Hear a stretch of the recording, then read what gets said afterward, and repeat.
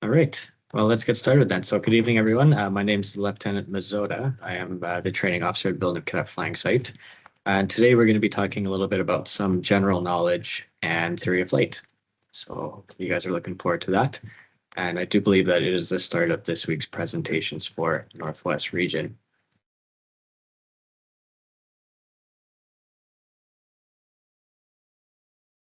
So we're going to talk about a couple things here tonight. We're going to talk about parts of the aircraft, types of fuselage construction, the wing, the empennage, and the aircraft controls. And we're going to talk a little bit about this now because this is going to help us to understand some more theory of flight material for the next three classes after this one. If at any point you have any questions, just drop them in the chat. I'll answer them near the end of each class. And yeah, hopefully you guys enjoy and learn something new. Okay, so let's start off by talking about parts of the aircraft. So this may be familiar for some of you, this may be brand new.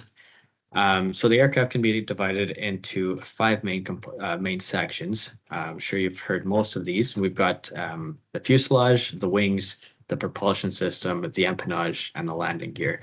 And we're going to talk a little bit more in depth about what all of these mean.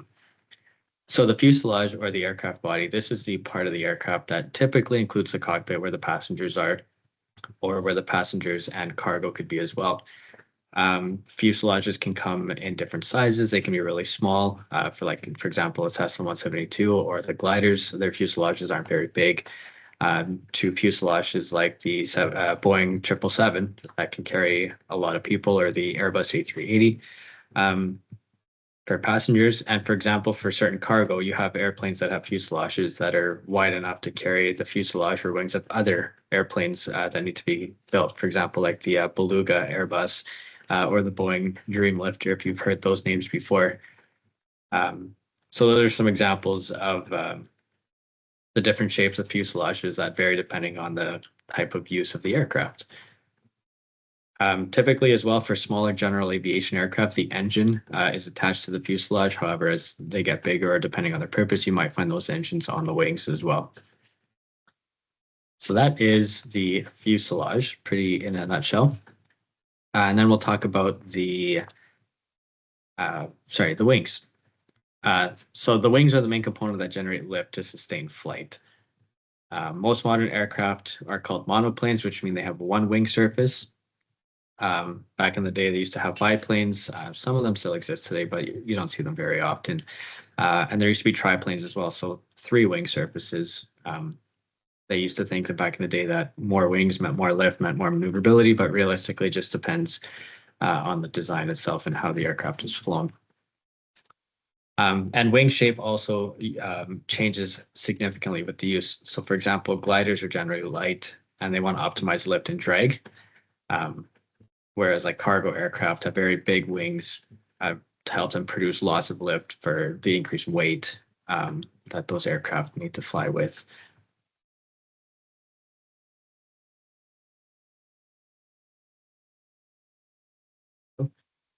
Okay.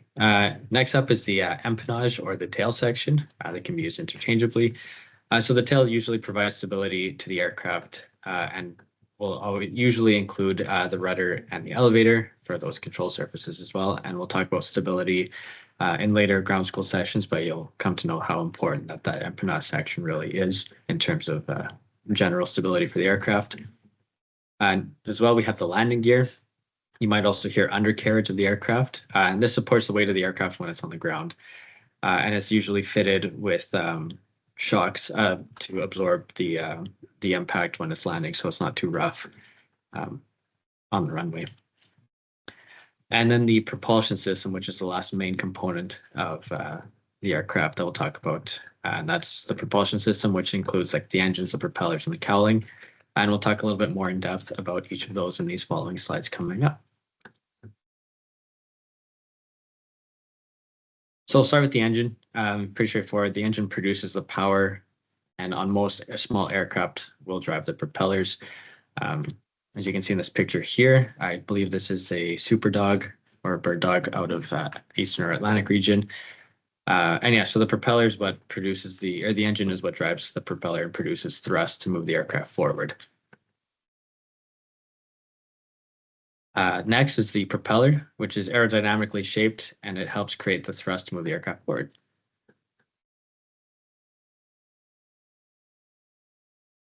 Next is the cowling, which is the engine cover, essentially, and it helps control the flow of air around the aircraft, around the engine, and helps streamline the aircraft. And we'll talk about streamlining in a little bit later. But essentially, it's just metal panels. They can come up, as you can see here, in this picture here with the cowling on the ground. That's from this aircraft photo here, where it was going in for some maintenance. And in the section here, you can see this undercarriage part here, or sorry, not the undercarriage, underneath the engine here. That is also part of the cowling. And there's a little vent down here that you can see at the bottom of the cowling, and that's the engine cowl. And that just helps regulate airflow to cool the engine as these engines are air-cooled. The engine mount, so that's, if you're looking at the picture of this aircraft here, that's the white structure in front of the windshield, in front of where the pilot would be sitting. And that's what connects the engine to the frame. And you'll note that it includes some type of shock absorber, and that's because the engine produces a lot of vibration when it's under power. So that's just to help keep it in its position and not damage any other portions of the aircraft. And next, we've got the firewall, which is this metal sheet, what it looks like here. And this sits between the engine and the rest of the aircraft to reduce risks associated with fire. So essentially, it's a break between the engine and the rest of the aircraft should a fire break out in the engine. You might also see in the picture here that there's a bunch of little wires and tubes and everything like that going from the engine towards the firewall and past that. And that's typically you'll see where the aircraft's engine and other instruments are on the other side of that mount there. So that's why you see all those wires there. And they do need to be replaced from time to time. So this just allows for easier access, but shouldn't damage most instruments should there be a fire in the engine. Okay. Any questions so far regarding the 5 main components of an aircraft? Right. So next we'll talk about types of fuselage construction. So there are 3 main types of fuselage construction. Some are relatively older methods and some are relatively newer. So we'll talk about what we see as more common, or what you'll notice if you go on the glider pilot training course this summer. So we'll start with the truss construction. This is typically the oldest method of construction for an airframe. And it's an assembly made of either metal beams or tubes that are usually welded or bolted together. And they form the frame of the fuselage. So you can see in this photo here, this is the frame of a Schweitzer 233, the air cadet glider. And the truss frame supports the load and is usually covered with fabric. So in our case, the gliders are covered with fabric. And the main beams that you'll notice, and there's another picture on the next slide that will hopefully help you understand it a little bit better. They're called the longerons, and they run lengthwise of the aircraft. So you can see here underneath this red release knob here, this one that runs kind of right along the side of the airframe there, that's a longeron there. And again, big thing with the truss type is that the frame typically carries most of the load. So you can see this picture here. This is a partial fuselage. This would be the cockpit of the glider. I'm not sure if you can see my mouse there. But if you look towards the left of the frame itself, that's where the nose would be. So the 2 pilots would be sitting in here, and you can see the longerons that are running what would be running lengthwise of the aircraft. And then they've got these little beams here on the side that kind of make little triangles, and that helps support the main frame. Yeah, the gliders are pretty much truss type construction. They've got a little bit of fabric for the skin. The nose is fiberglass material, which is composite material, or relatively newer. And then the wings are metal. And you'll notice also as well that in the little yellow circles there, the attachment points for the wing struts. So we'll learn about the struts in a later slide here, but they're part of what helps support the wings. You can see that they get mounted to certain longerons in the fuselage, as that's the strongest point for mounting those wing struts. So for those of you that have your glider pilot license, hopefully you learned something new, that's where the struts sit, is along the longeron, where it's a really strong point. Another type of construction is monocoque construction. So formers and bulkheads, which are usually oval shaped.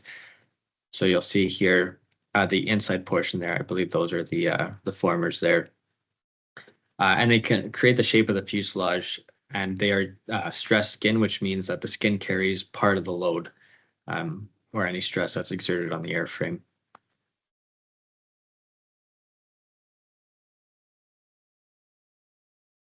And then we get into semi-monocoque construction, and this is actually the more common one you'll see with smaller general aviation aircraft as well. It's very similar to a monocoque construction, but it has additional stringers running the length of the fuselage. So you can see in this photo here, these little lines that run lengthwise of the oval, those are the stringers. And you can see that they're attached to the formers and bulkheads.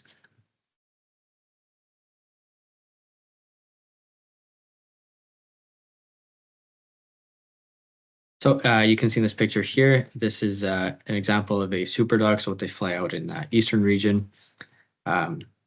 Looking at the top photo here in the top right, you can see the formers and bulkheads that form essentially the fuselage or the empennage of the aircraft.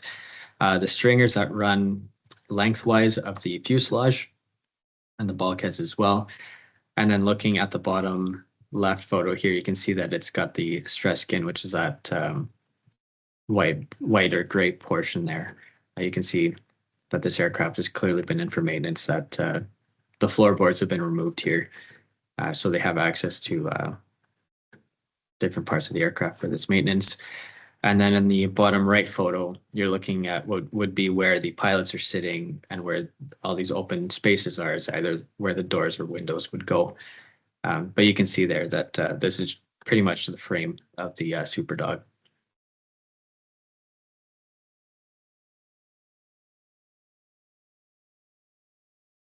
And composite construction. So this is a relatively newer, style of aircraft construction. So the use of composite materials in aircraft can reduce the need for other structural support. So basically what happens with this is you're taking materials combined together and you're creating a new material that has a new set of characteristics that the other types of construction may not have.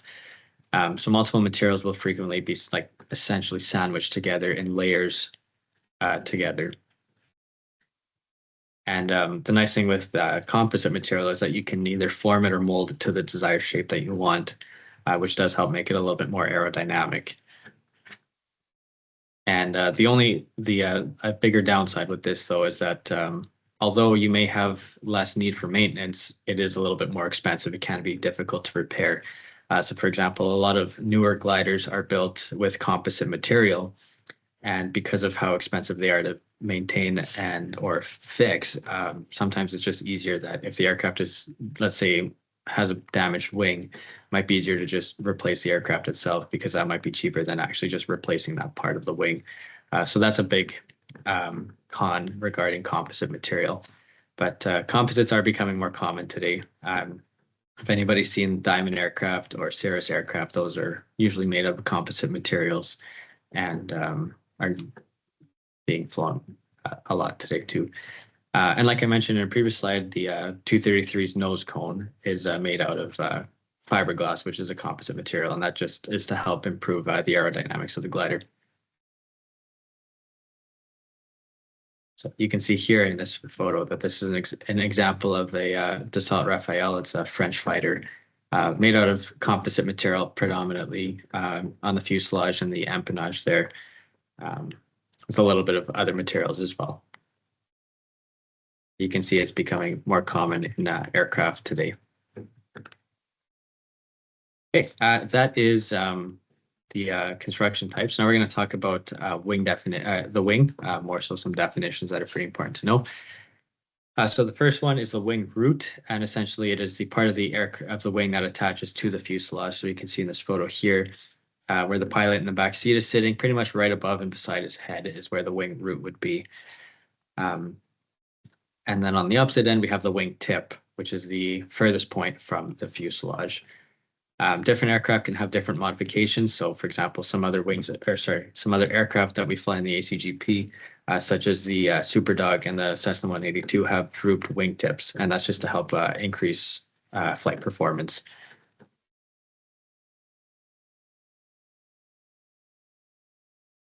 The leading edge is the front end of the wing that faces outwards, usually often the thickest part or a thicker part of the wing. And then we have the trailing edge, as you can see in this photo here with the other arrow, is the back part of the wing, essentially where the air flows off.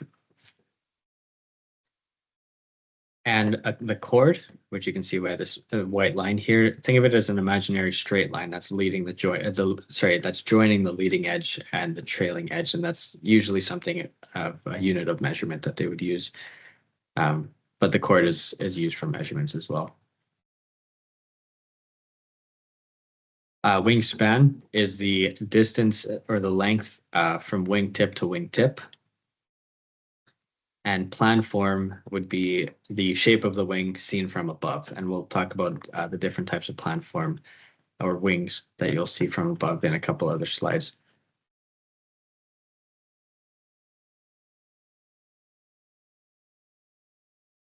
So now we're going to talk a little bit about the inside of the wing.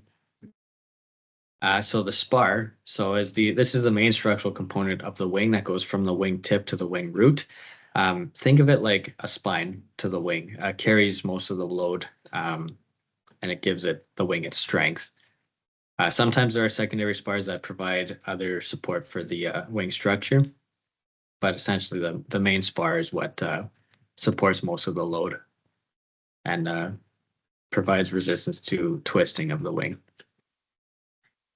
The ribs, they run leading edge to trailing edge, and that's what gives the wing its shape, pretty much. So if you look here at the bottom left photo, you can see what a spar would look like.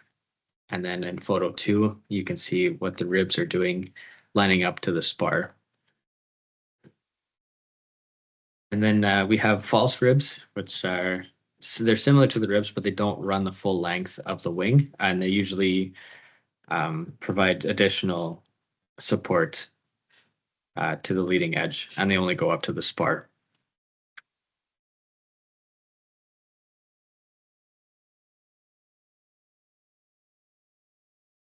Give you guys a second there to jot down some notes. I know there's a lot of words on this slide.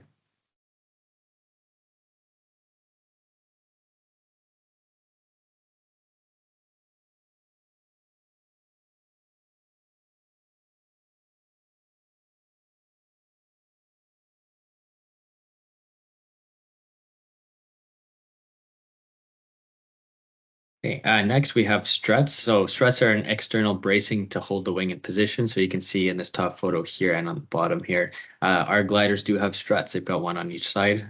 Other high wing aircraft can also be seen with them, such as Cessna 182s, the Blanca Scout. They also have struts to help support the wing. And then we have skin or covering, and that's usually the material that covers the wing, which can either be fabric, sometimes metal, or a combination of materials. So in our case for the gliders, the fuselage is fabric, the wings are metal, and again the nose there is fiberglass.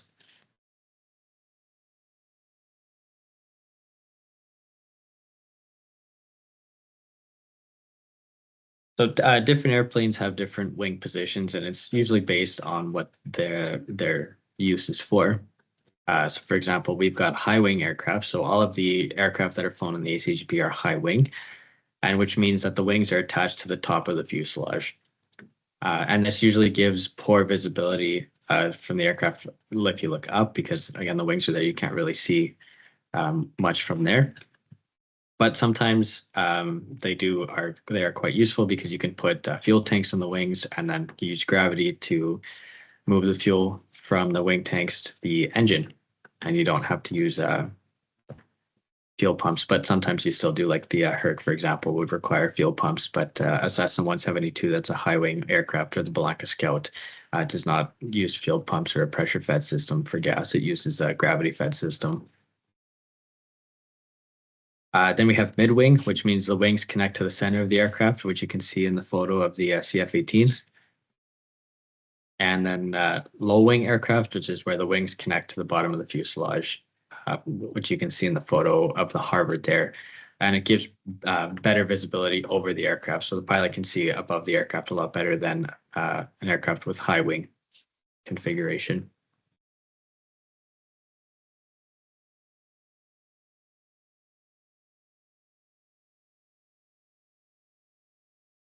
Sometimes high-wing aircraft don't necessarily need to use struts.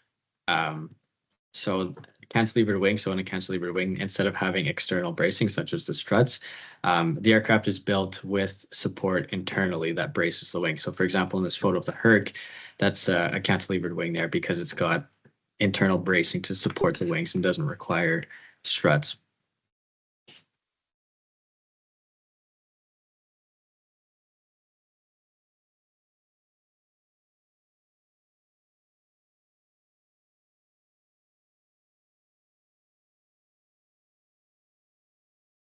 So now we'll talk a little bit about the controls on the wing. So we'll start with our primary and secondary controls on the wing.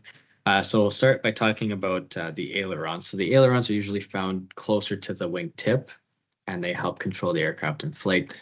They control roll, which we will talk about later on. I won't get ahead of myself there. And then an ancillary control for the wing as well as the flaps, and this is usually located on the trailing edge, usually beside the aileron, not to be mixed between the two, but they're usually the ones found closer to the wing root. And these surfaces move down, and in some cases they move up, but they modify the camber or the curvature of the wing, and it helps change the aircraft's flight performance. So it can increase your lift while also increasing your drag and different aircraft performances there as well. Some gliders are designed with negative flaps, and they're the ones that move upwards. Our gliders do not have those, nor do they have flaps. They just have ailerons up on the wings.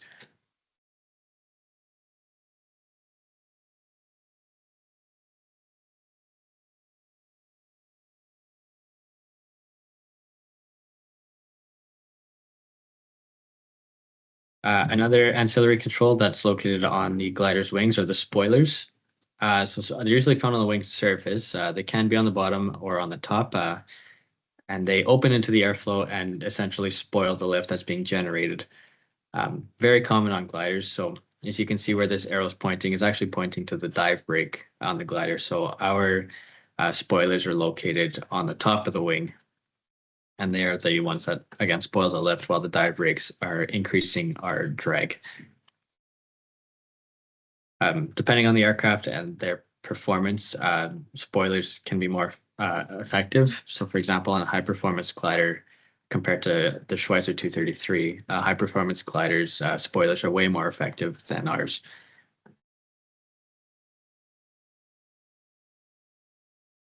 We'll talk a little bit more about the empennage. We talked a little bit about it earlier, but we'll go into more depth.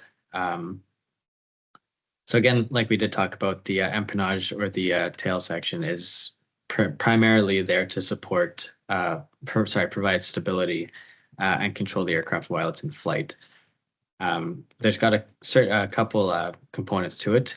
So I'll talk about firstly the vertical stabilizer, which is the yellow portion of the tail there with the Canadian flag on it. Vertical stabilizer or fin, used interchangeably. You might hear both. On the bottom here, we've got the horizontal stabilizer. It might be a little hard to see, but it's essentially that horizontal blue surface there.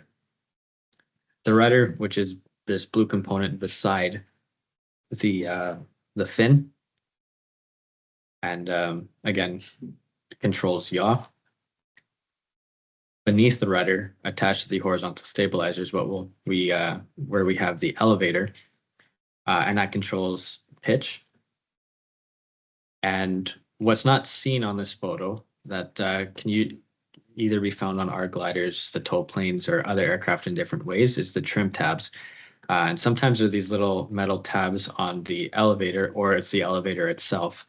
And we'll talk about what trim does in a little bit. Or I guess we'll talk about it now.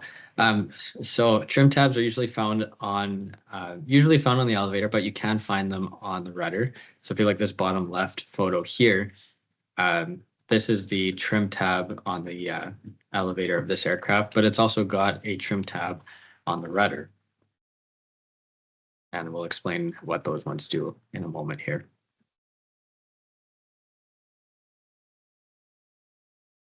But we're going to talk about, again, what controls those surfaces. So starting off with our primary control, which is you might hear referred to as the stick or the control column. It usually controls two control surfaces in most airplanes. So we've got the control column will control the ailerons on the wing and the elevator on the tail. So moving the stick left or right is what's going to cause the ailerons to move up or down or essentially roll the aircraft. And moving the control column forward or backwards is going to move the the elevator up or down. So it's what's going to pitch the aircraft up or down. And in a little bit more detail, if we move the control column to the left aileron is going to go up while the opposite aileron will go down, and that's going to roll the aircraft to the left. Or vice versa, if you move the control column to the right aileron is going to go up and the left aileron will go down, causing the aircraft to roll to the right. And with the elevator, what will happen there is if you push the control column forward, the elevator is going to deflect downward, which is going to make the aircraft, the tail will rise, which is going to make the nose go down. Next, we have the rudder pedals, and the rudders, again, the rudder pedals control the rudder, which is the vertical control surface on the tail. And it's controlled by a set of pedals in the cockpit. So it's not a gas or brake pedal like your car, for example, your car has. Essentially, if you push on one of the pedals, you are going to pull the rudder in the direction that you want it to go.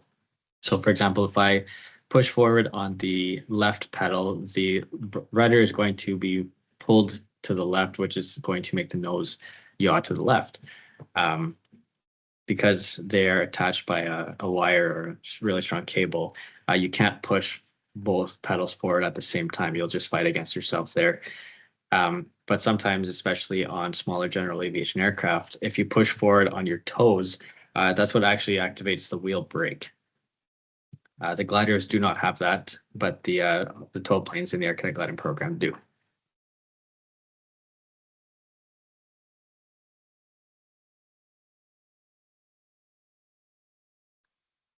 So we'll talk about trim. So trim compensates the force that the pilot is required to exert on the control. So think of it like cruise control in a car. Trim can be adjustable or fixed. So what that means is adjustable trim means you can change it in flight, while fixed trim needs to be adjusted on the ground to correct for aircraft tendencies. That's usually going to be adjusted by an aircraft maintenance engineer.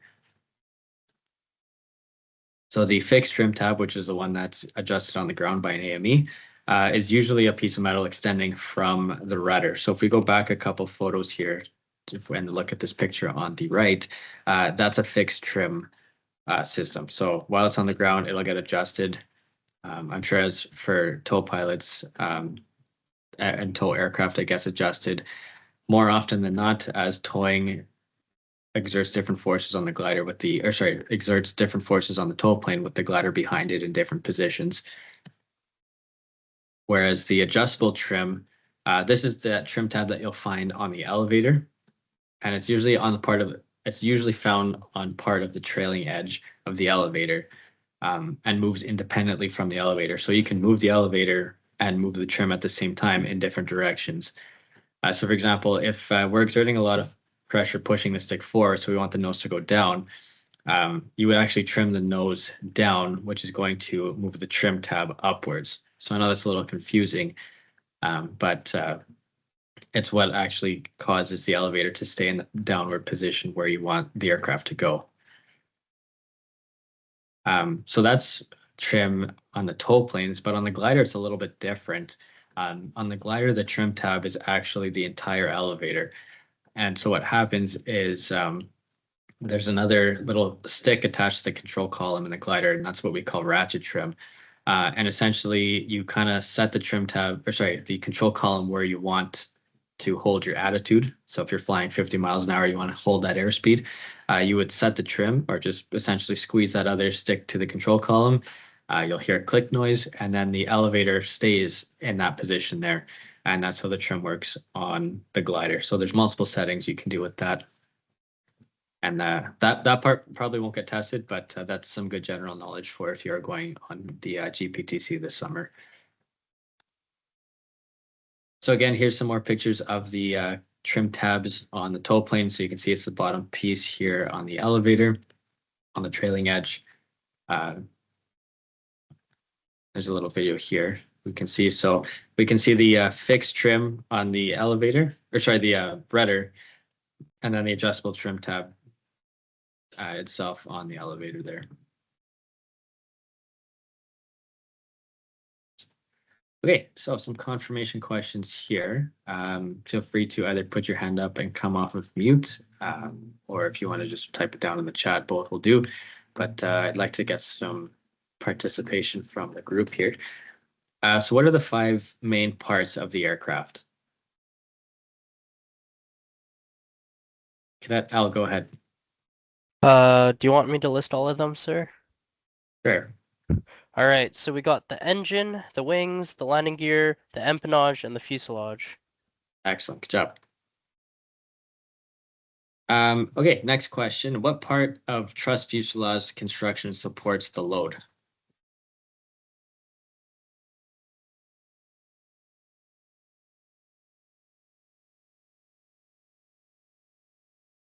Try and go ahead. The ribs and the longerons. Mainly the longerons support it. Yeah, so what that does is it's building the frame of the aircraft, right? So it's the frame that carries the load. Good. What's a rib?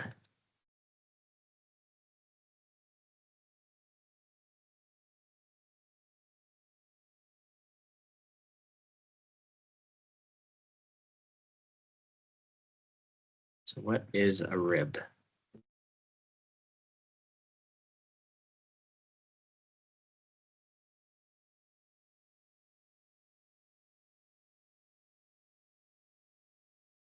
So let me put down in the chat here. Yeah, so it's a part of the wing that helps give the shape and support to the structure, right? So it's essentially what gives the wing its shape and supports the spar itself. Good. And lastly, okay, this is where it might get a little bit more challenging. If you want to write it all down in the chat or come off of mute, let's just do one at a time. Can we name these sections of the tail? These parts of the tail section. Cadet Cook, if you want to list one of them. We have the rudder or the Okay. Yeah, so the rudder's one of them. And what number is that? 3. Yeah, number 3. Good. Okay, let's go with Cadet L. Go ahead and name another one. Number 5 is going to be the trim tabs. Good. Yeah, number 5 is the trim tabs, one for the elevator and one for the rudder. Good. That Ashish, hopefully I said that right. Yeah, number 1 is the horizontal stabilizer. Yeah, number 1 is the horizontal stabilizer. Very good. Got 2 left.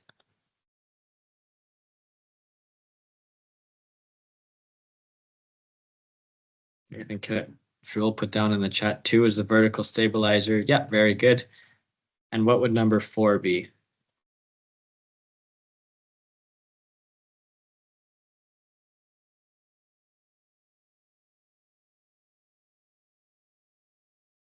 That Cook, go ahead. It would be the elevator.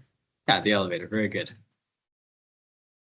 All right, and this is where it might get a little tricky now. So if I was to trim an aircraft elevator to be nose down, Will the trim tab move up or will it move down?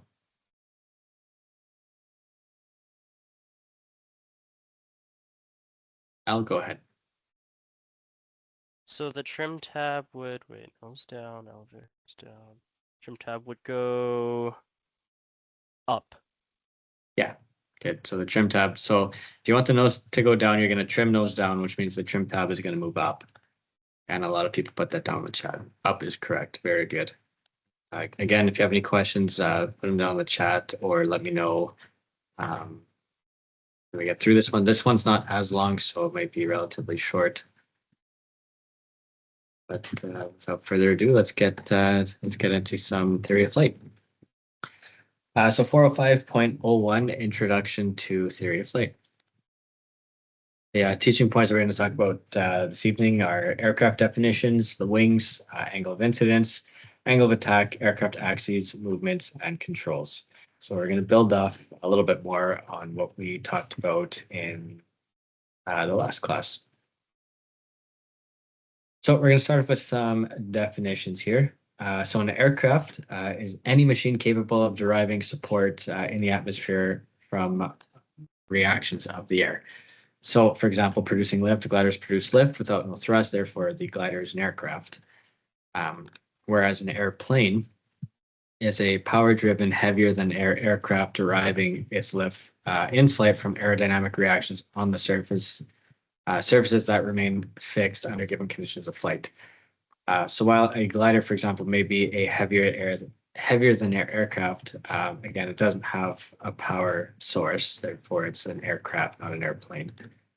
And then an airframe. So this is the complete structure of an airplane, including fuel tanks and fuel lines, but no instruments and engines installed. If you remember from Air Law a few weeks ago, the airframe has its own journey log. So again, an airframe log. So because the airframe lasts a little bit longer than instruments do or engines do, as those also have their own tech logs and require their own inspection times and replacements, stuff like that. So yeah, every airplane has an airframe, or most aircraft have airframes as well. So that's important to keep in mind too. So some other definitions regarding the wings. So the camber is the curvature of the upper and lower surface. So you might hear instructors referring to the camber as the wing. Again, that's just how the wing is shaped. Usually the upper surface has a greater camber or curvature than the lower surface, as usually the upper part of the wing is a lot more wider than the lower surface, which usually tends to be a little flat. The chord, like I mentioned in the last slide, is an imaginary straight line that joins the leading edge and the trailing edge of the wing. And then the wingspan is the maximum distance from wingtip to wingtip of an airfoil, a wing, or the stabilizer, depending on what you are looking for. But usually you'll hear wingspan if they want to talk about the wings. The mean aerodynamic chord, or the MAC, is the average chord of the wing. So where this happens, where things may vary, is a rectangular wing will have a pretty average chord the whole way through. But if anybody's seen the wings of the Schweitzer 233 or even a Cessna 172, the wings are usually a little tapered. And we'll get into the different designs of the wings, but tapered usually might mean, see if I can get a pen or something here. But I'll use this model airplane. Hopefully you guys can see it okay. So you can see that the distance for this aircraft at the wing tip is quite short versus at the wing root, where it's quite long. So the chord is going to vary near the wing root where it would from the wing tip. So what's going to happen there is that's where you would just take the MAC, or the average chord of the wing, and it'll find its average between the two distances there. So typically found on different non-rectangular wings, I guess. And the wing area is the wingspan, the wing length. So the wingspan times that's chord. Yeah, it's just an equation you might need to memorize. Another definition that's quite important is going to be the aspect ratio. And this is the relationship between the length of the wing. Sorry, it's the relationship to the length of span of the wing and the chord. So essentially, the aspect ratio helps determine the amount of lift and drag that's going to be created. So the equation, that, again, good to know, is the span divided by the Mach. Wings with higher aspect ratios generate more lift, which is why you'll find that gliders typically have long and more narrow wings. Again, they need to produce more lift as they don't have engines. So they, for example, like gliders using thermals, they use those to help create lift. And it's a lot helpful to have a higher aspect ratio versus a Cessna, for example. They have an engine. They don't need to produce lift with just the wings like a glider would have to. So a Cessna would have a lower aspect ratio than a glider. So hopefully that makes sense. Wing planform. So that is the shape of a wing as seen directly from above. So if you were to look down directly at an airplane, how does that wing look? Essentially is what it's saying. So the wing shapes that are more common to find are going to be rectangular, elliptical, delta, which are like triangular wings, swept back, and straight. So if we look here at the top left shape there, the very stretched out oval, those are elliptical wings. A good aircraft I can think of would be like the Spitfire, has elliptical wings. Swept back or swept wings could be like any modern jetliner. So for example, the 737 model I have here has some swept back wings. Straight's pretty straightforward, no pun intended there. Same thing with rectangular. And then delta, think of like the F-22 or the F-15 or the Avro Aero. Those have delta wings. Wings can be tapered from the wing root to the wing tip and can be on the leading edge and trailing edge or both. So for example, the glider's wings are pretty much rectangular. However, they get tapered near the lead or the wing tip on the trailing edge.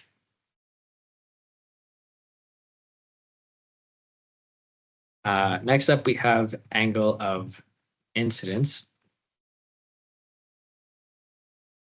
A second here. So the angle of incidence is the angle at which the wing is permanently inclined to the longitudinal axis of the airplane.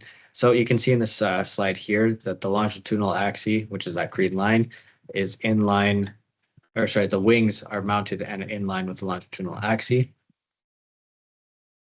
And the angle of incidence is that angle between the longitudinal axis and where the wings are inclined. And the angle of incidence can affect your flight visibility, takeoff and landing characteristics, and the amount of drag created during level flight.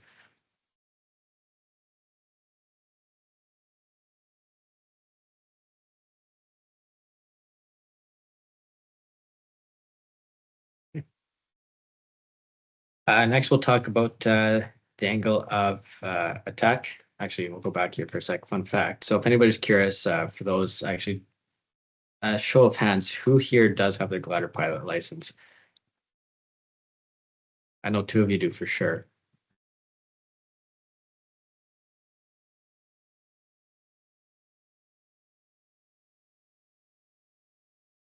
All right. Well, for those who don't, and for those who do, this is some fun information about the 233, but regarding the angle of incidence. The 233's AOI is actually 4 degrees at the wing root and only 1 degree at the wing tip. So it does vary. And, you know, decreasing the angle of attack from the wing root to the wing tip, it's called washout, and it proves stall characteristics of the aircraft. Fun fact. Okay, back to angle of attack. So the angle of attack is the angle at which the airfoil meets the relative airflow. So the relative airflow is the term used to describe the direction of the airflow with respect to the wing. And the flight path and the relative airflow are always parallel, but they travel in opposite directions. The relative airflow is affected by wind speed and direction on the ground and during takeoff and landing, but not affected by wind speed and direction once the aircraft is airborne. So if I was to take my aircraft here if I'm flying this way and the air is going that way, that is going to be my relative airflow. It's going to be parallel but opposite. Whereas same thing here, if I'm flying in a nose up attitude, the relative airflow meets me there. But my flight path is still in this direction there. Some things to note regarding the angle of attack. If you increase your angle of attack, this increases the difference of pressure between the upper and lower surfaces of the wing. That will result in more lift. And it also increases the amount of downwash, which is the air that comes off of the back of the wing, resulting in more lift until the stall angle is reached.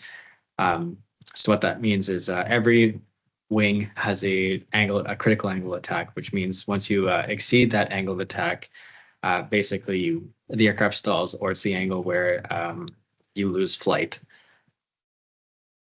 So once the aircraft stalls, the stall angle is reached, both downwash and pressure differentials decrease, resulting in less lift.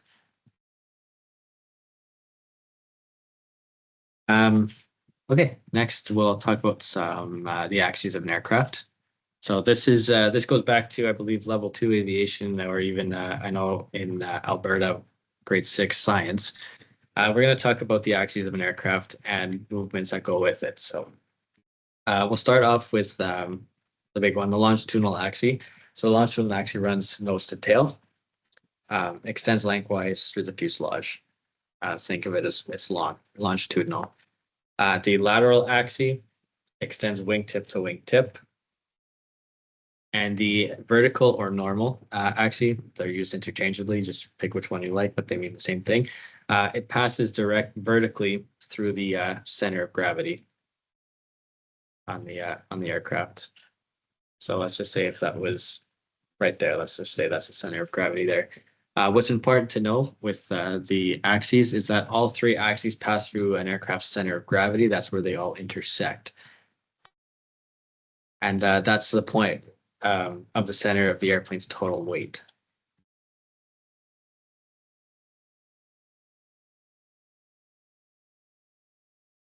So aircraft have movements that are caused by control surfaces and they occur around the axes of the aircraft. So we've got 3 movements, yaw, pitch, and roll. Hopefully that's nothing new for some of you. So we've got roll. So if you can see my aircraft here, roll is the movement around the longitudinal axis. You can see that the aircraft is rolling around the axis that runs lengthwise of the aircraft. Next, we have pitch. So again, the axis that moves around the lateral axis, so it runs from wingtip to wingtip. You can see that there with the model. And then lastly, we've got yaw, which is the movement around the vertical or normal axis. So again, if we're going vertically through the center of gravity, the aircraft will yaw around that axis there. So it's important to note that yaw and roll are related. And this, I do believe, I can touch on it briefly, but I think it'll get covered in a later lesson. But if we start by, so for example, if we were just to roll the airplane's not going to continue just to fly at a banked attitude. What's going to happen is it's actually going to start to slip a little bit in the direction of the roll. And what's going to happen with the air that's moving against the airframe is actually going to cause the aircraft to yaw a little bit. And then regarding yaw, if we yaw the aircraft, let's say to the right, what's going to happen is the outer wing is going to travel at a faster speed than the inside wing. So if we were to go like this, which is actually going to produce more lift on the outer wing, causing it to rise. So yawing causes an effective roll. So next we'll talk about the control surfaces themselves. So we'll start with the ailerons. So the ailerons are located on the trailing edge of each wing, close to the wingtip. Again, they're the ones that control the movement of roll. And they are moved by the control column or the stick. Like I mentioned in the first lecture earlier, if you move the control column or the stick to one direction, one aileron is going to go up and the opposite one's going to go down. So for example, what'll happen here is if you move the control column to the left aileron is going to go up, And what's going to happen then is that the air is actually going to deflect off of the aileron that's facing up, which is going to force the wing to go down. And on the opposite end, when you have an aileron that's going down, the airflow that's going to deflect off of that is actually going to push the wing up, causing the aircraft to roll to the left. Same thing happens when you want to roll to the right. So the right aileron goes up, the air pushes it down. The opposite aileron on the left side goes down, the air pushes it up, which creates more lift, which is why it goes up, and then the aircraft rolls to the right. So if you've ever been on a glider or power from mill flight, hopefully your fan pilot has explained that to you. Insert capacity. Next, we've got the elevator, which is located on the horizontal stabilizer or the tail of the aircraft. And that's the control that controls pitch, right? So again, the elevator is back here, causes pitch. And just briefly, I'll retouch on roll again. Ailerons are located on the trailing edge of near the wing tip, and they cause the aircraft to roll. So what happens with the the elevator is if you want to pitch the aircraft down, what's going to happen is you would move the control column forward, which is going to deflect the horizontal stabilizer down, which increases the camber or the surface exposed to the air, which is going to increase lift, and it's going to cause the nose to go down and the tail to go up. And on the contrary, if you want to go up, you would pull back on the control column. It's going to decrease the amount of lift that's produced on the tail surface, and then the nose will rise.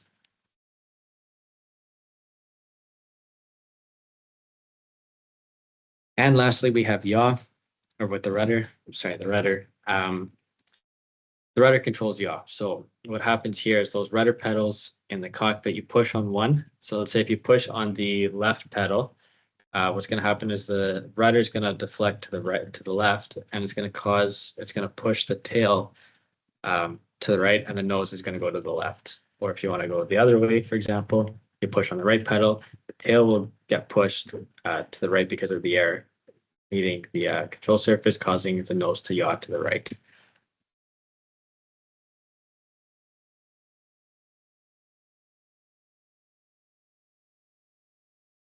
So coordination and turn. So flying an airplane, you fly in all dimensions. So yaw and roll are related because of the movement about the vertical and longitudinal axes are related. So we actually use both while we're in a turn. Okay, so let's go over some confirmation. You can either put this down in the chat or come off of mute if you'd like. But what is the angle of incidence?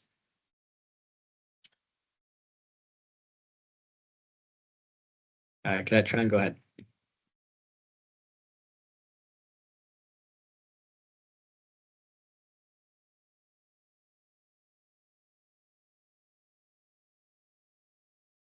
Can I try and go ahead? I think you're muted there.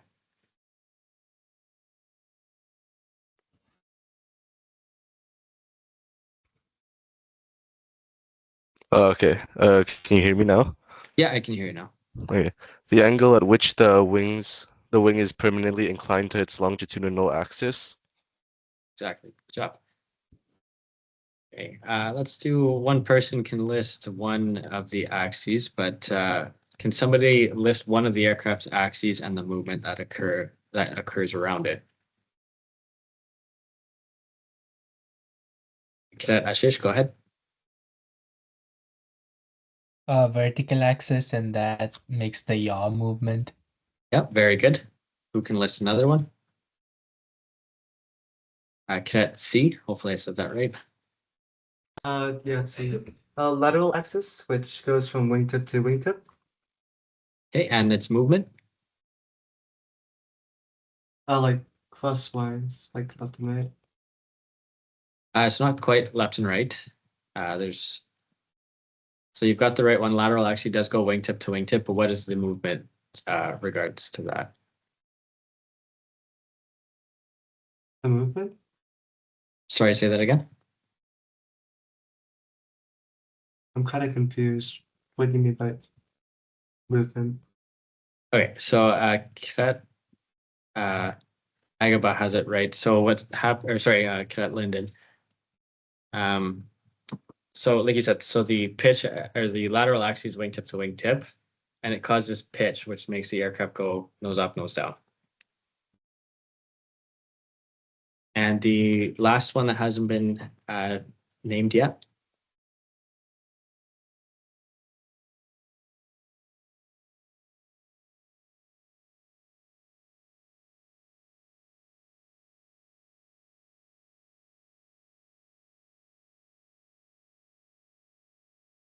Cadet Ashish, go ahead.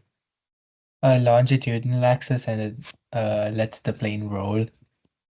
Yeah, and longitudinal axis, right? So nose to tail, and the aircraft rolls. Good.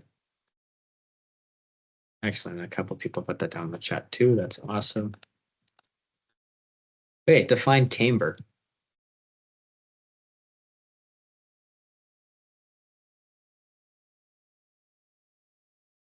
Try and go ahead. The camber of the wing is the curvature of the wing, and it's basically if you view the wing from the side, like how curvy the wing is. And Yeah, the so top it's side of the the wing is usually more curvy. right. Yeah, so it's the curvature of the upper and lower surface of the wing. Good. And you're right. The upper surface is generally more curved than the lower. Okay, that brings us to okay. So we're going to continue with our theory of flight. We're going to talk about laws and forces. So we're going to talk about Newton's 3 laws and as they apply to flight. We're going to define lift, drag, weight, and thrust. We're going to talk about equilibrium, and we're going to describe aerodynamic couples. Again, at any point, if you have any questions, if you could save them to the end, but if you really feel like they need to be answered, go ahead and put them in the chat, and I will answer them for you. Okay, so we're going to talk about Newton's 3 laws. So 3 laws of motion.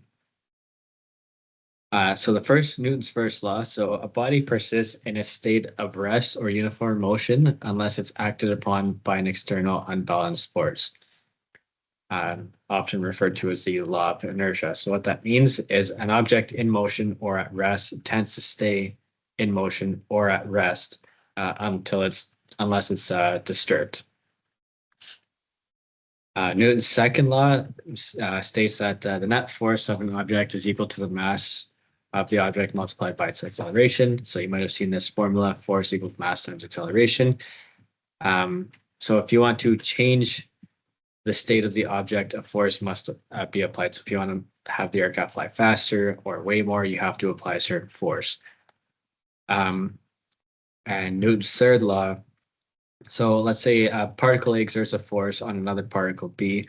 Particle B is going to simultaneously exert that same force on particle A, but in the opposite direction. So to simplify that, Newton's third law is to every action there's an equal but opposite and opposite reaction. So is there anyone that doesn't quite understand Newton's third law? For every action, there's an equal but opposite reaction.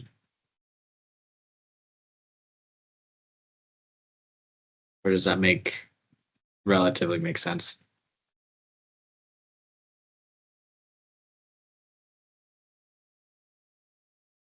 Seeing anything? So hopefully you guys most understand that.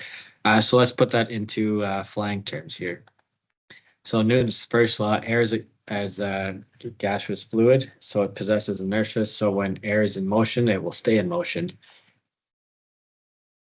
Newton's second law. So to alter a uniform state of air, introducing an airfoil into the airflow alters the uniform flow of air. And Newton's third law, lift is created by moving the airfoil, is created by the airfoil moving through the air, and the downward force of air creates lift, which is a force created in an equal and opposite reaction.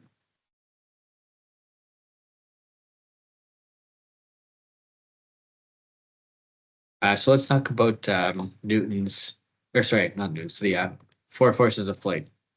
We've got lift, weight, thrust, and drag. And we're going to start defining them. So lift is the upward force which sustains an aircraft in flight. Wings are designed to create a vertical reaction as they move horizontally through the air, and both the upper and lower surfaces of the wing deflect air downwards, which is known as downwash. So Bernoulli's principle, Bernoulli's theorem, explains the pressure differences with the lower pressure over the wing and higher pressure below the wing. I can go ahead and draw that for you when we get to another slide. Yeah,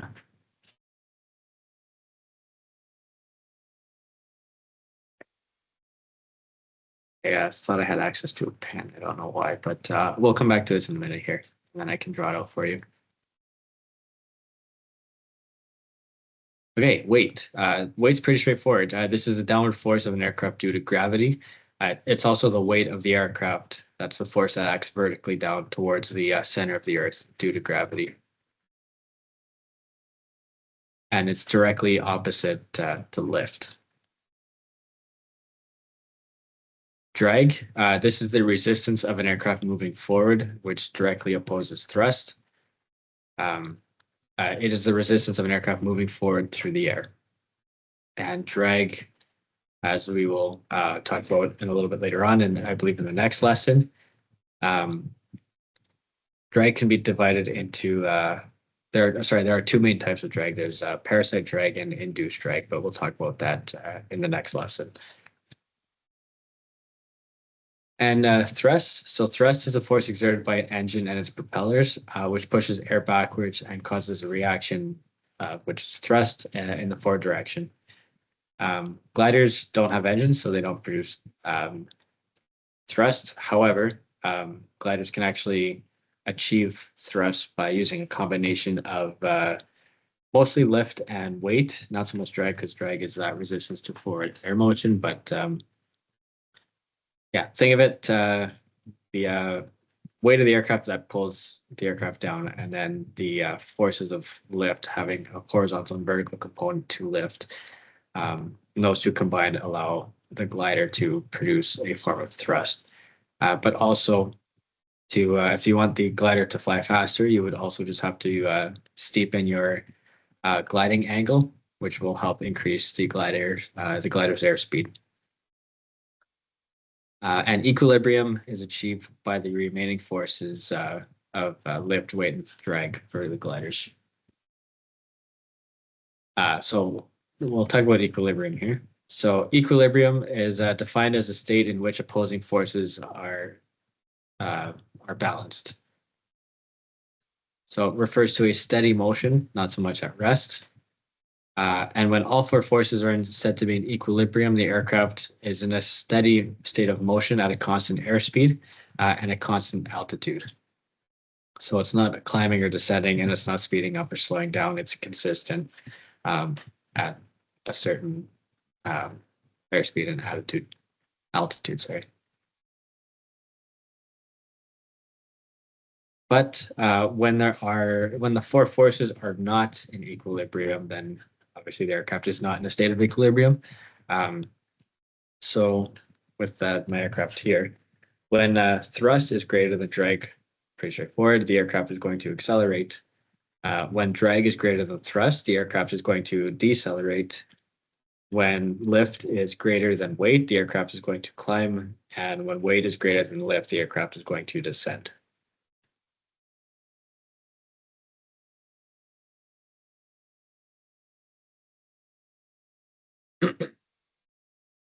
Okay, aerodynamic couples. So two forces that do not pass through the same point but are parallel and equal, equal, and opposite, which causes a turning moment around the aircraft. So a turning moment is caused about an axis, which is caused by a couple. So if I go to this slide here, and I'm going to give credits to Captain Mackenzie for showing this in a previous lecture that she did. So if I've got my paper glider here, hopefully you guys can see that okay.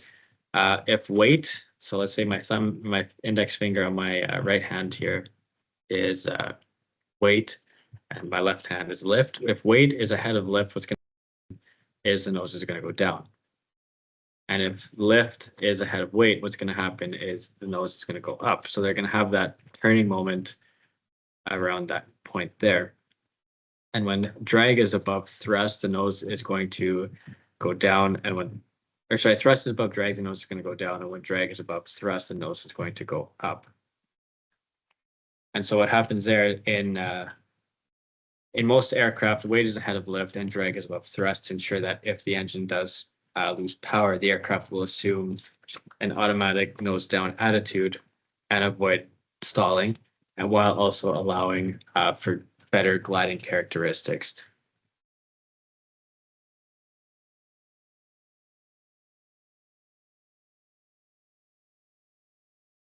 Those are the turning moments.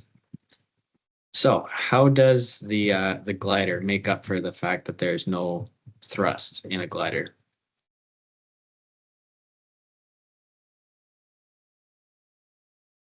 Ashish, go ahead.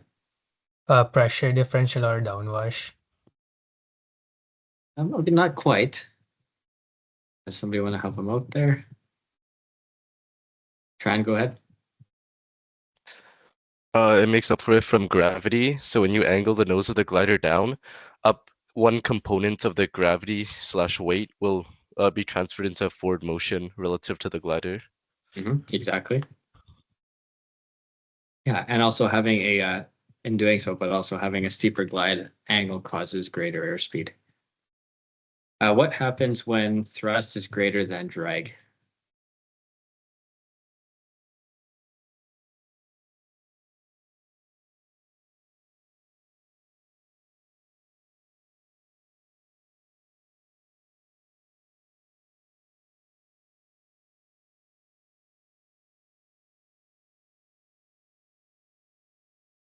Yeah, so people are saying in the chat there, you accelerate forward. Exactly, the aircraft will accelerate.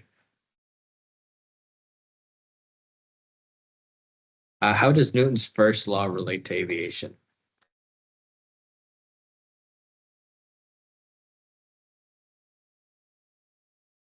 So this one's a bit of a longer one, so if someone wants to come off of mute there.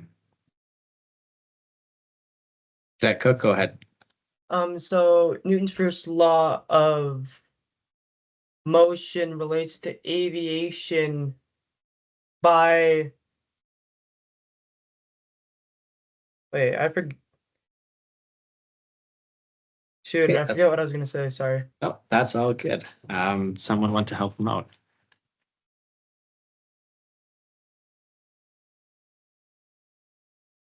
Yeah, try and go ahead. Newton's first law is inertia, which means basically an object in motion stays in motion. So this applies to fluids like the air, because the air would just stay in motion. It also applies to gliders, but like, yeah. Yeah, you're right. So in the example, you said that air has motion, therefore it's with the inertia there, so it tends to stay in motion. Good. How does Newton's second law refer or relate to aviation?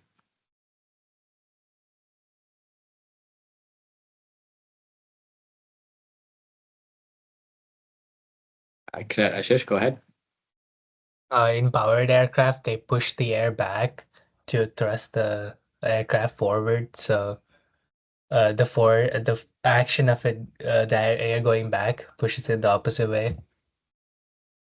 Yeah, so in a sense, right? So remember, a force is being applied to alter a certain state of motion, right? So, and how does Newton's third law relate to aviation?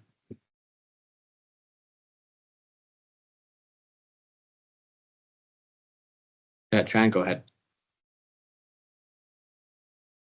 Newton's third law explains Yeah. one of the reasons lift happens because of downwash, and it also like explains why all the control surfaces on an aircraft work. Okay, yeah, so you're going down the right way. So work off of that, the downwash a little bit. When the air hits like the wing and it goes down, it creates an equal and opposite reaction, which will push the wing up, which creates the lift. Yeah, very good. Awesome. Okay, so that was another quick class. Last topic we're going to talk about tonight is 405.03 lift and drag. Okay, these are all the topics we're going to talk about. We're going to talk a little bit more about Bernoulli's theorem. We're going to talk about lift, drag, and airfoil dynamics, the relationship between lift and drag, the types of drag, principles of streamlining, other factors affecting lift and drag on a wing, aircraft performance, and laminar flow. So let's review from the last one. Remember, lift is the upward force which sustains the aircraft in flight. Wings are designed to have vertical reaction as they move through the air. And Bernoulli's principle explains the pressure differences with lower pressure over the wing and higher pressure below the wing. I did say I was going to draw that out. There are photos of that in this slide deck where I'll explain that for you. But I also do have a video for you to watch, which we'll get into in a moment here. Reviewing drag really quickly. So remember, drag is that resistance to forward motion directly opposing thrust. It's the resistance of an airplane moving forwards through the air. And the two main types of drag are parasite and induced drag. So Bernoulli's theorem or Bernoulli's principle, the total amount and energy in any system remains constant. If one element of an energy system increases, the other one decreases. So in our terms, we're going to talk about air has the energy in the form of pressure and speed. So what this means is when one increases, the other one's going to decrease. So high pressure means high speed means low pressure, low speed means high pressure. And I've got a video for you to watch in the chat here. I'm just going to share that with you.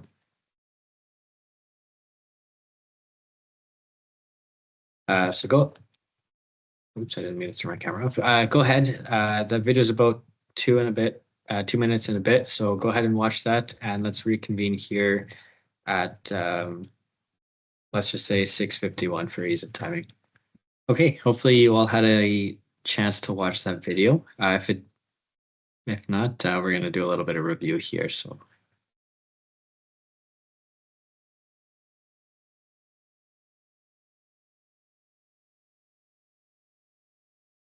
Okay, so according to Bernoulli's principle, air travels faster over the upper surface of the wing, creating a lower pressure, and air travels slower under the wing, creating a higher pressure.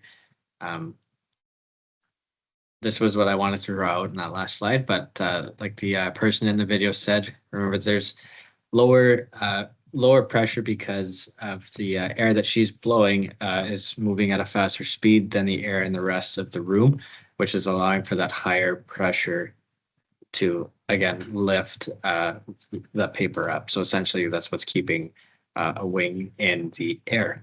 So remember, as air increases in speed, the pressure needs to decrease, or vice versa. So an airfoil is defined as any surface that is designed to obtain a reaction from air, which moves the air to obtain lift.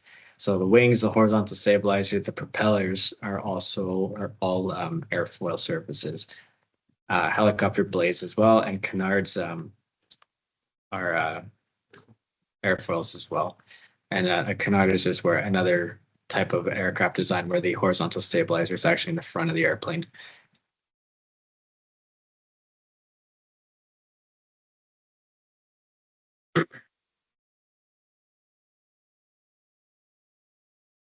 Okay, so relative airflow. So this is described as the direction of airflow with respect to the wing. It's created by the movement of an airplane through the air. In flight, relative is caused by the motion of the aircraft through the air, but not on the ground. But on the ground, it also accounts for the wind. The flight path and relative airflow are relative, but in opposite directions. As the wing moves forward and upwards, the relative airflow moves downwards, backwards, and downwards. So in flight, it means it really depends on the aircraft's motion. Center of pressure. This is what I find is a common exam question, whether it's for the entrance exam or the Transport Canada exam. So pressure distribution changes with the angle of attack. Remember the angle of attack is the angle at which the airfoil meets the relative airflow. And we measure this change using the center of pressure. So if we look at this picture here on this slide, we see the airflow in parallel but opposite direction to the airfoil. And then the center of pressure is currently just past the halfway mark of the airfoil. So if all the distributed pressures are equivalent to a single force, it will act through a straight line. And it is at this point where the line cuts the chord. That's what we call the center of pressure. So it's where all the distributed pressures are equivalent to a single force will act through one spot. And the center of pressure is going to slowly move forward as the angle of attack increases up to the point of a stall. So looking at this picture here, hopefully that diagram worked for you. As you see, as we increase our angle of attack up until the point of a stall, the center of pressure was moving forward. Once the stall occurs, that center of pressure is going to move rapidly backwards beyond the stall angle, and that's going to cause a little bit of instability.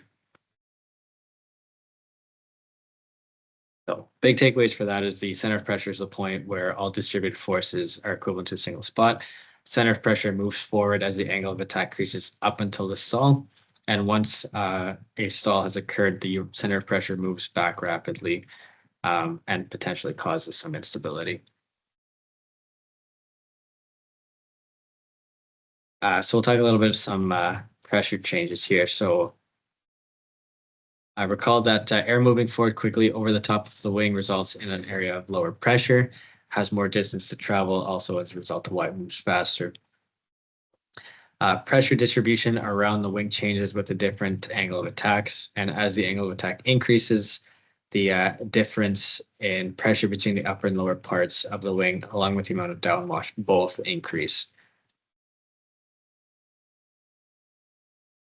So again, I'll find a little bit more lift being generated there. Like so. So there we go. The angle of attack is increased. And therefore the difference in pressure between the upper and lower parts of the wing, along with the downwash coming off the back, there also increase. So some primary factors relating to lift, drag on a wing, sorry. So the wing shape also affects the lift and drag. So wings with a deep camber create high lift, and lift and drag vary with the angle of attack. So as lift increases, drag also increases.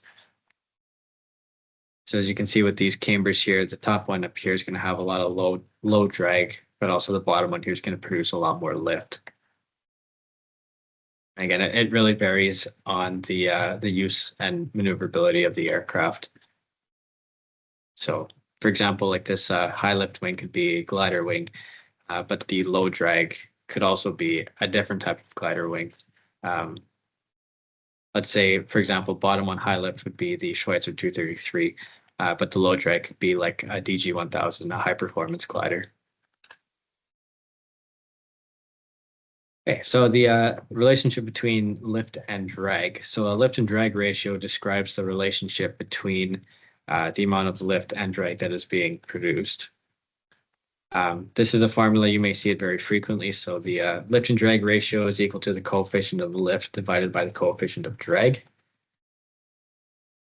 And the maximum lift over drag ratio occurs at an angle of attack with the most lift for the least amount of drag. So for those with a glider license, that would be your best L over D. The coefficients of lift and drag also really depend on the airfoil shape and the angle of attack.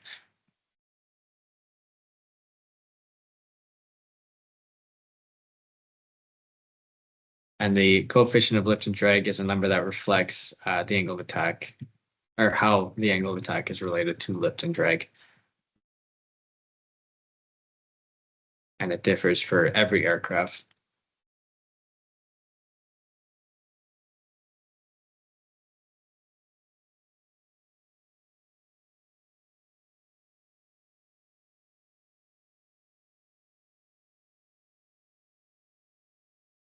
So for here, here's an example. This is the 233's lift and drag curves.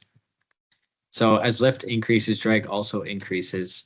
The stalling angle of attack is the highest point on the lift and drag curve, and the maximum lift and drag ratio for a wing is the angle of attack at which most lift is obtained for the least amount of drag. So looking at this graph here, you'll see that there's two sets of lines. One says L over D solo and L over D dual. And that's because your best glide ratio, your maximum lift over drag ratio varies depending on the weight configuration of the aircraft. So we're going to look at this first one, the lift over drag solo.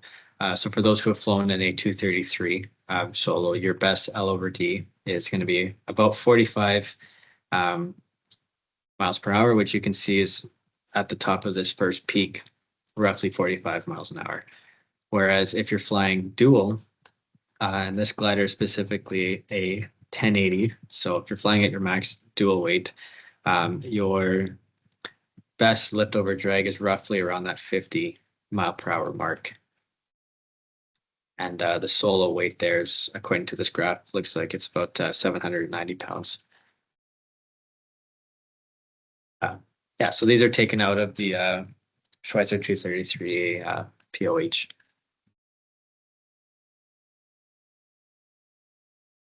So now we're going to talk about the different types of drag. As I mentioned earlier, drag can be divided into two parts. There's parasite drag and induced drag. So parasite drag is caused by all parts of an aircraft that do not contribute to lift, such as the fuselage, the landing gear, struts, antennas, and the cowl opening. If you remember from the first slide that the first slide deck, the cowl opening on the engine cowling is just to help cool the engine. It does open at the bottom. Sometimes it's fixed, sometimes it's adjustable. Parasite drag cannot ever fully be eliminated, but it can be reduced. If you fully eliminated it, you wouldn't have an airplane for things like the fuselage. The landing gear could be reduced, right? The struts could be reduced depending on the type of aircraft.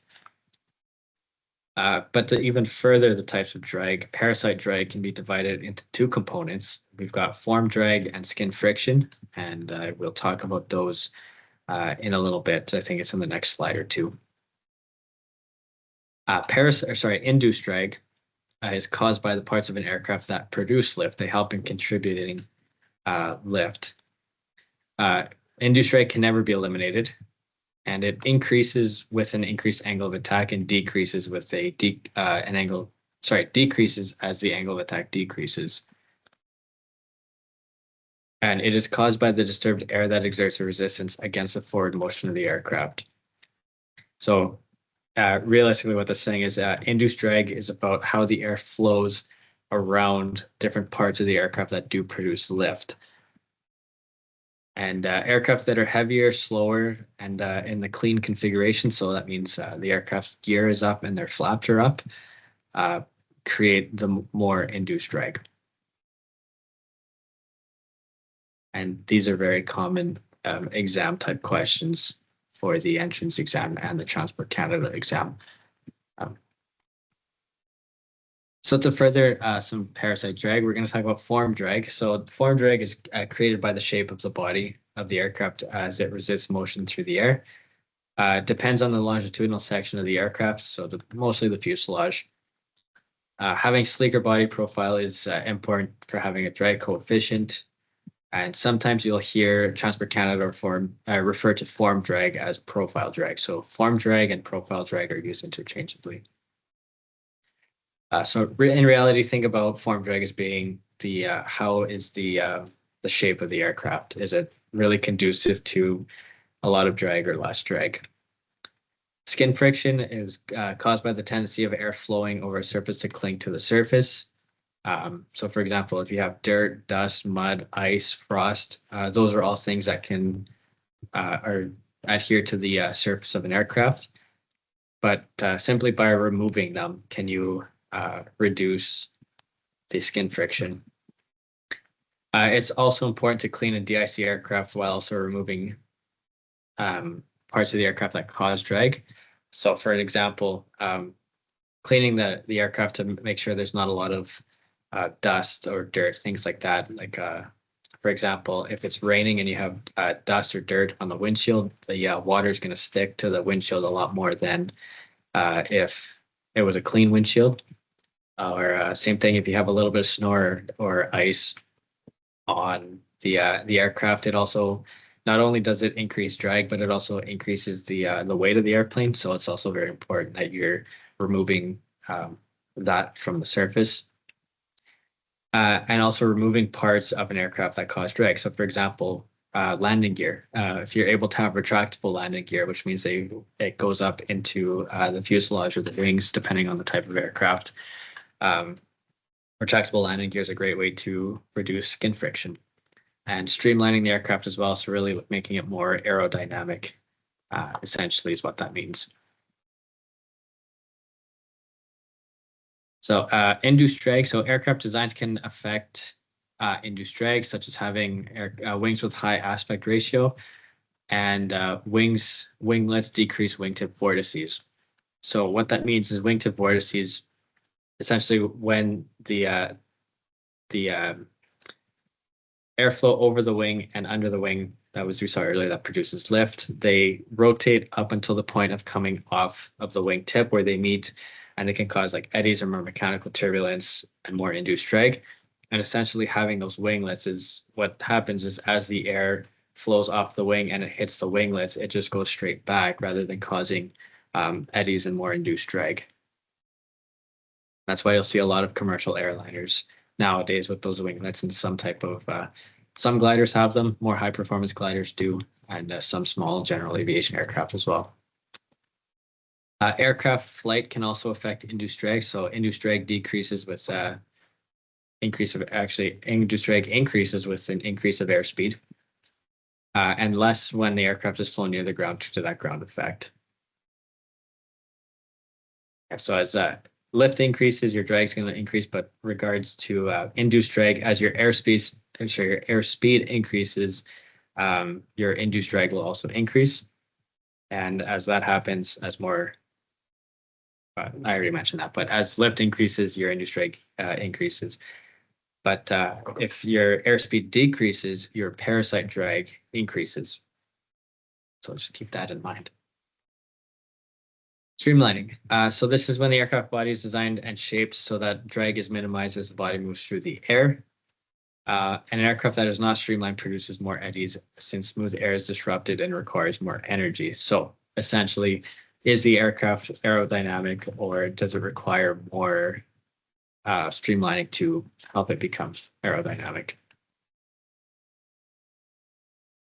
So again, features that increase streamlining. So we're getting retractable gear, a cantilevered wing, so we're removing the struts, streamlined fuselage, differential ailerons, freeze and differential ailerons.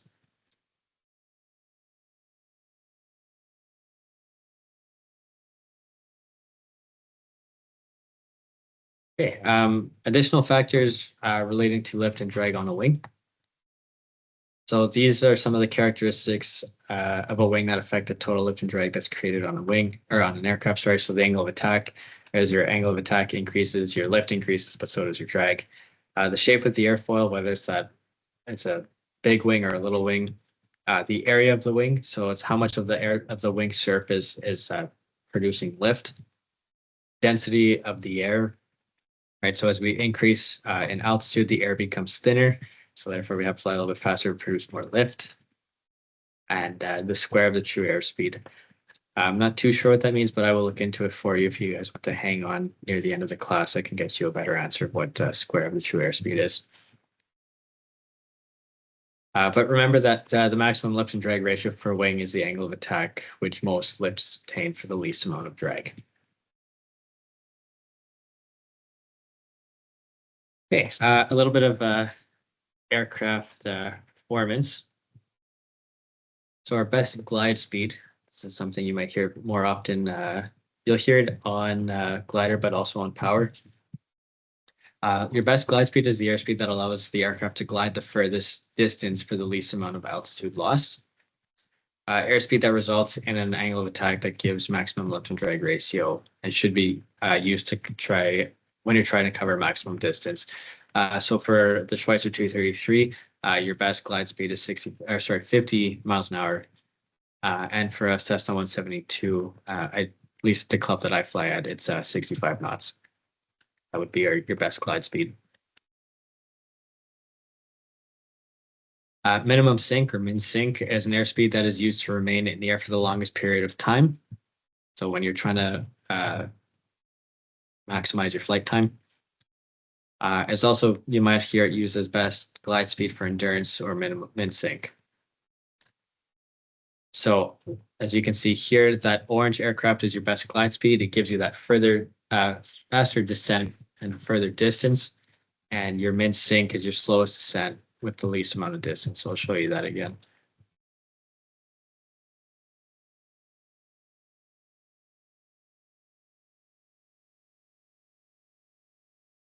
Okay, some more aircraft performance. Best rate of climb. So this is when you are at the angle which you want to gain the most altitude given a certain amount of time. And should be used only during takeoff. There's no best rate of for landing it. As you can see, there goes diagrams there. Best angle of climb is a little bit different. So your best angle of climb is the angle at which you will want to gain altitude given a certain distance. And the speed will vary depending on the weight of the aircraft. And you usually use this when you're trying to clear an obstacle. So that orange one again there is your best rate of climb. The blue one is your best angle of climb.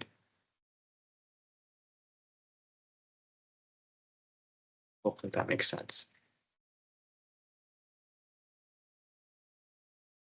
Air approach speed calculations. So various ways to determine an aircraft's approach speed. These are ones that you may see on the Entrance or Transport Canada exam, and you just need to memorize the formulas. The speeds will be given to you.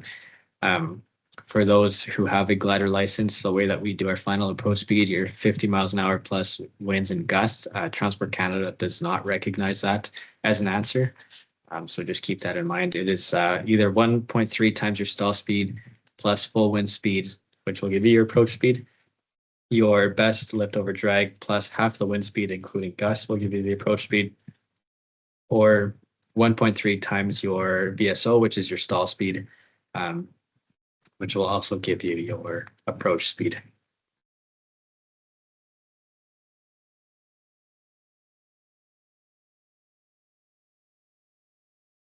Any questions so far? Just get the chat really quick.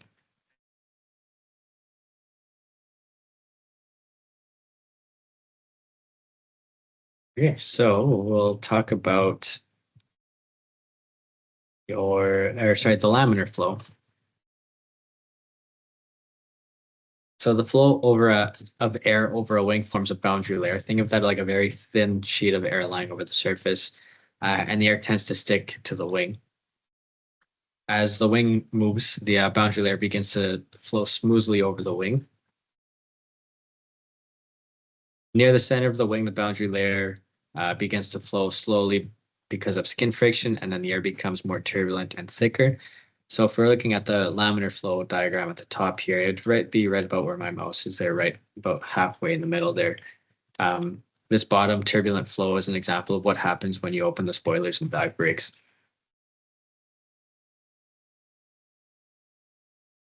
And the transition point is essentially where the boundary layer becomes turbulent, so where that transition happens.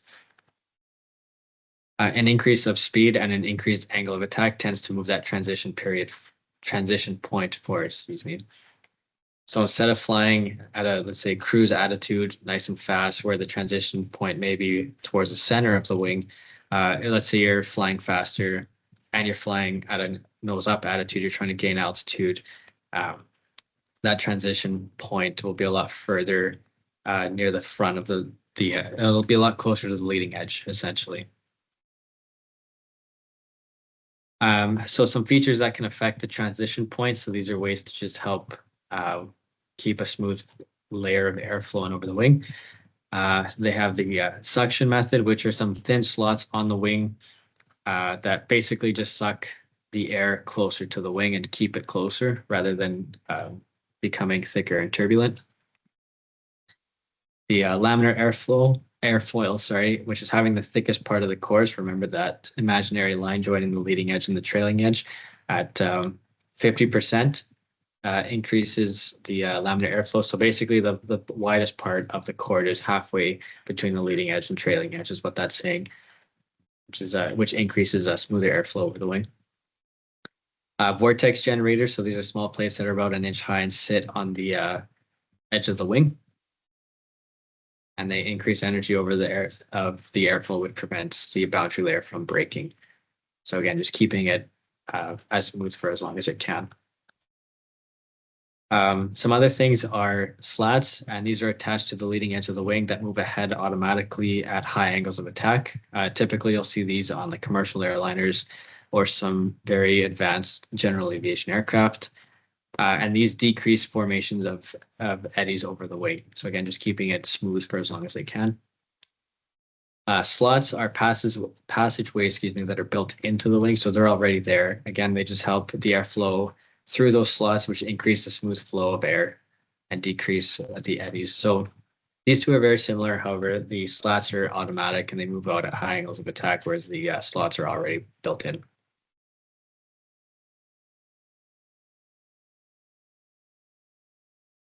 Okay, moving into some confirmation questions. So what is the difference between induced and parasite drag?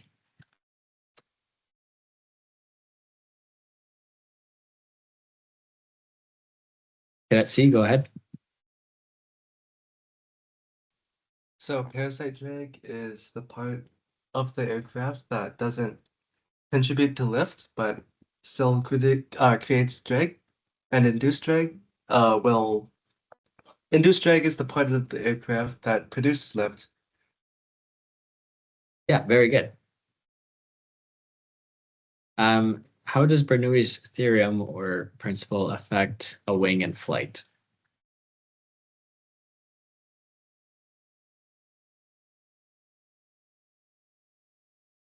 Tran, go ahead.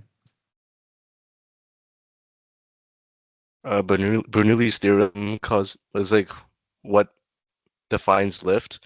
Since the camber of an aircraft's wing is higher on the top, the air on the top flows faster, and Bernoulli's theorem states that energy must be constant in a system. So since the air goes faster, the pressure will decrease, and therefore it creates lift because the higher pressure air on the bottom of the wing pushes up because it wants to get up to the lower pressure air on the top.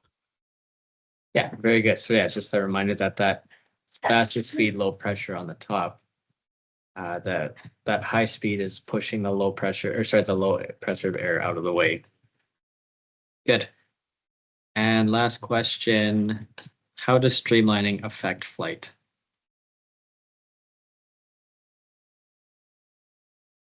Cadet Ashish, go ahead.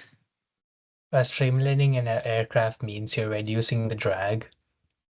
Yeah, that's exactly it. You're making an aircraft more aerodynamic. You're adding less drag. Very good.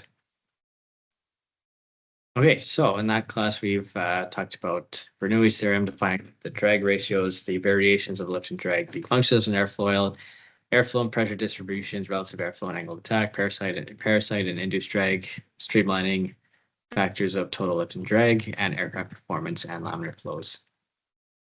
And we did talk about this. So yeah, so just a good reminder, remember pressure always moves from a high to a low. That high pressure forms under the wing and the air molecules are displaced by an airfoil. They want to reunite. So the molecules have to move faster over the top part of the wing, which in results creates a low pressure. And the molecules move slowly on the straight bottom of the wing, given that high pressure. Okay, that is ground school for this evening.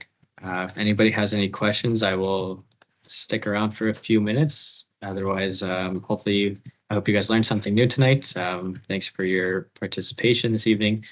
And yeah, if you have any questions at any point, don't be afraid to reach out.